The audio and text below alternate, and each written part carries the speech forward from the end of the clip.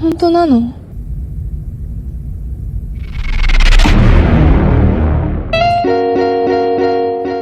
Hai geng, selamat datang kembali. Di video kali ini Om Bigos akan menceritakan alur lengkap dari sebuah film berjudul My Sister, My Love. Film asal Jepang arahan sutradara Hiroshi Ando ini dirilis pada tahun 2007. Film yang dibintangi oleh Jun Matsumoto dan Nana Eikura ini menceritakan tentang cinta terlarang antara sepasang saudara kembar. Layaknya remaja yang sedang dimabuk asmara, keduanya pun menjalin hubungan dengan penuh gairah, bahkan sampai bercocok tanam bersama. Hingga akhirnya keduanya dihadapkan pada dua pilihan, antara mempertahankan hubungan terlarang itu atau menyudahinya sebelum terlambat. Buat kalian yang penasaran, rilekskan pinggul kalian, duduk santai dan Om puter dulu intronya.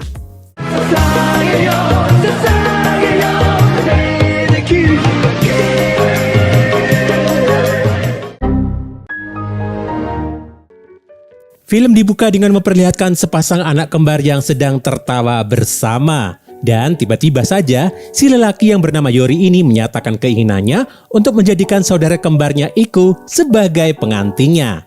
Wah, ini nih kembarannya bocil Facebook yang kalau pacaran manggilnya mama papa. Sementara itu, demi mencapai keinginannya sebagai pasangan uwu, Iku pun menanggapinya dengan senang hati.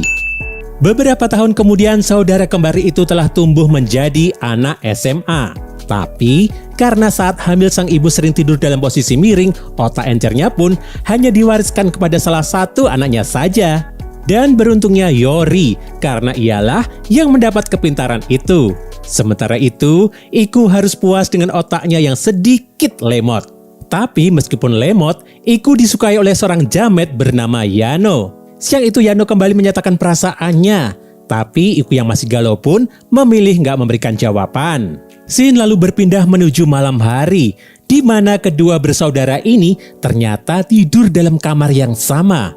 Yori tidur di kasur atas, sedangkan Iku tidur di bawah.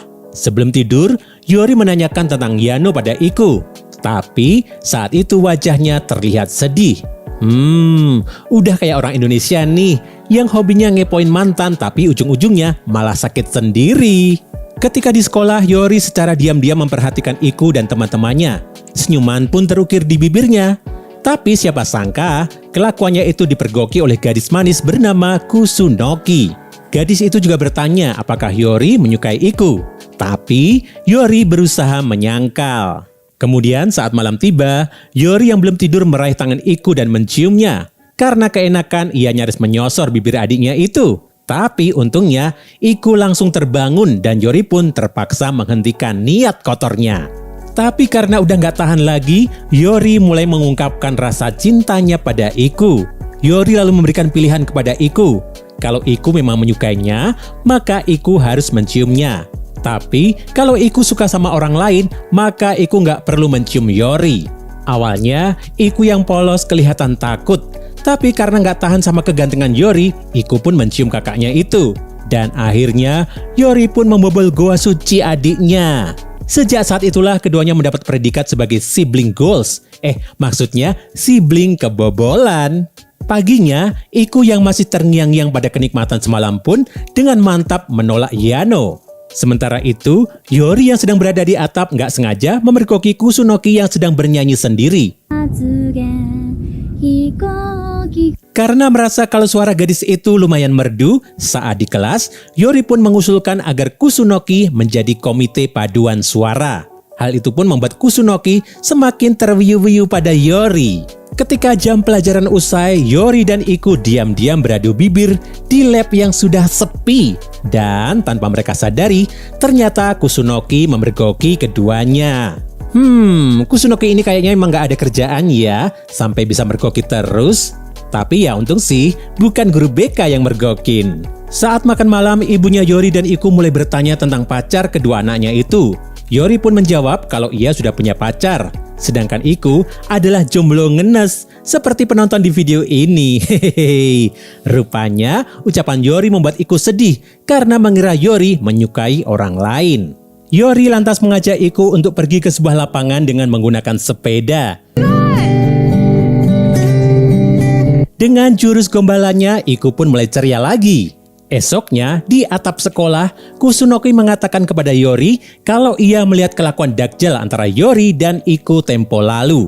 Kusunoki juga mulai mencerami Yori kalau hubungannya dengan Iku adalah dosa besar. Sebagai gantinya, Kusunoki meminta Yori untuk berkencan dengannya.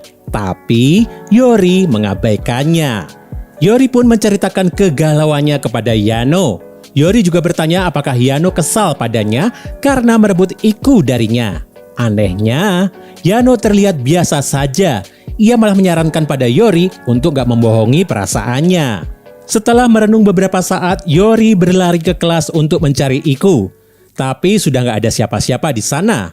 Dan saat Yori terduduk di lantai, tiba-tiba Kusunoki menghampirinya. Tak mau menyia-nyiakan kesempatan, Kusunoki kembali merayu Yori. Bahkan tanpa malu menciumnya. Sementara itu, antara keenakan atau udah pasrah, Yori nggak marah atau menolak ciuman itu. Esoknya, Iku dan Yano tampak sedang berjalan-jalan di SeaWorld Ancol. Tapi Iku yang nggak terbiasa pergi tanpa Yori pun terlihat murung sepanjang hari.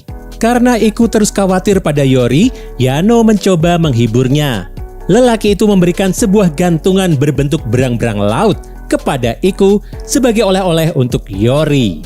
Sementara itu, orang yang dikhawatirkan Iku ternyata malah sedang berada di kafe bersama Kusunoki. Setelah mengobrol sebentar, Yori yang udah kelamaan jomblo akhirnya dengan terpaksa mengajak Kusunoki berkencan.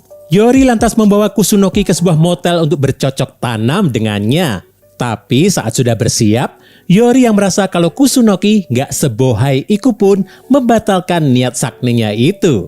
Di sisi lain, Iku yang mengira kalau seharian ini Yori hanya berbaring di kamar pun selalu dihinggapi rasa khawatir. Terlebih, hampir seharian ini ia nggak berbicara dengannya. Oleh karena itu, keesokan harinya, Iku mendatangi kelas Yori. Tapi kakaknya itu nggak ada di sana. Saat akan mencari Yori, Kusunoki meminta ikut. Keduanya pun menemukan Yori di atap sekolah. Dengan mulut embernya, Kusunoki mengatakan kalau dirinya dan Yori sedang menjalin hubungan spesial. Karena merasa dikhianati, dengan hati yang hancur, Iku memilih berlari meninggalkan mereka.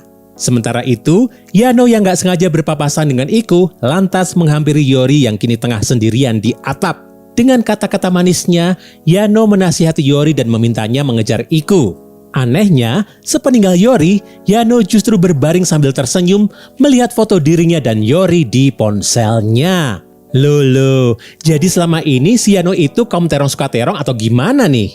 Saat malam tiba, Iku yang masih mengenakan seragam terlihat baru saja tiba di lapangan yang tempo lalu pernah didatanginya bersama Yori. Faktanya, ternyata Iku sudah membolos sekolah sampai malam.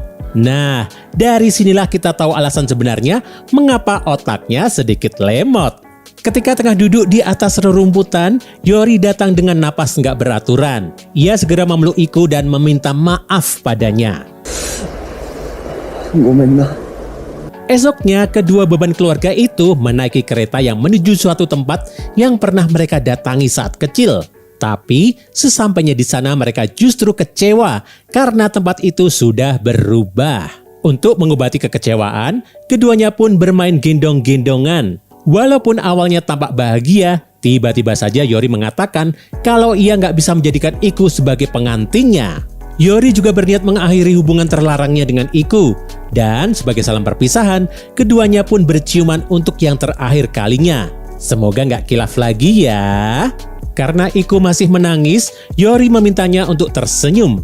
Keduanya lalu pergi sambil bergandengan tangan meninggalkan tempat itu. Dan film pun berakhir begitu saja, meninggalkan penonton yang masih kesal dengan endingnya. Secara keseluruhan, film My Sister My Love ini menghadirkan alur yang sangat ringan. Jadi, cocok banget nih buat kalian para gabuters yang males mikir.